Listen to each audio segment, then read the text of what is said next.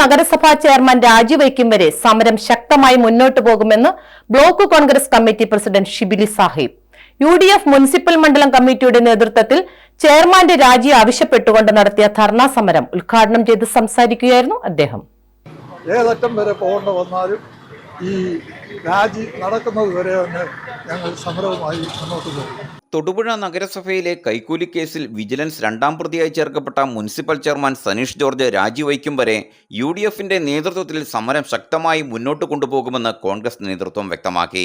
സംഭവവുമായി ബന്ധപ്പെട്ട് CPMന്റെ ഇക്കാര്യത്തിലുള്ള പങ്ക് എന്താണെന്ന് അന്വേഷിക്കുവാൻ തയ്യാറാകണമെന്ന് Thodupuzha block Congress committee president Shibili Sahib ആവശ്യപ്പെട്ടു.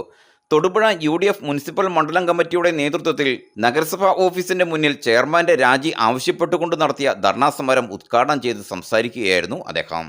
കഴിഞ്ഞ ചൊവ്വാഴ്ച 25-ാം തീയതി നമ്മുടെ എഞ്ചിനീയറിംഗ് വിഭാഗത്തിലെ അസിസ്റ്റന്റ് എഞ്ചിനീയറെ തൊടുപുഴ ഓറ്റുപുഴയിൽ നിന്നുമുള്ള വിജിലൻസ് DYSP മെമ്പർ കൈക്കൂലി കേസിൽ അറസ്റ്റ് ചെയ്യുകയും അദ്ദേഹത്തിൻ്റെ കൂടെ ഇടനിലക്കാരനായിരുന്ന ഒരു കരാറുകാരനെയും മൂന്നാം പ്രതിയാക്കി അറസ്റ്റ് ചെയ്ത് കൊണ്ടുപോയ ഒരു സംഭവം നമ്മുടെ മുമ്പിലുണ്ട്. ഈ അറസ്റ്റ് നടക്കുമ്പോൾ DYSP പ്രത്യേകം പറഞ്ഞിരുന്നു, ഇതിനകത്ത് ഞങ്ങൾ എടുക്കുന്ന FIRൽ രണ്ടാം പ്രതിയായി മുനിസിപ്പൽ ചെയർമാൻ ശ്രീ സനീഷ് ജോർജും ഉണ്ട്, അദ്ദേഹത്തെയും ഞങ്ങൾക്ക് അറസ്റ്റ് ചെയ്യേണ്ടതുണ്ട് എന്ന് അദ്ദേഹം പറയുകയുണ്ടായി.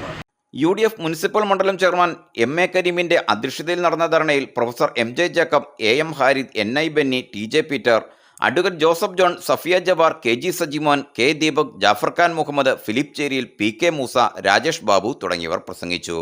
News bureau, Thodupuzha.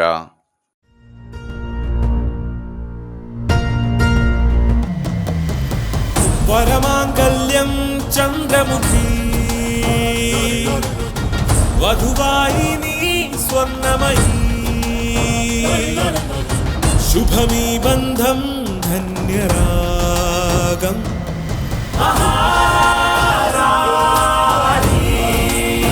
Maharani Wedding Collections, the classic bridal world.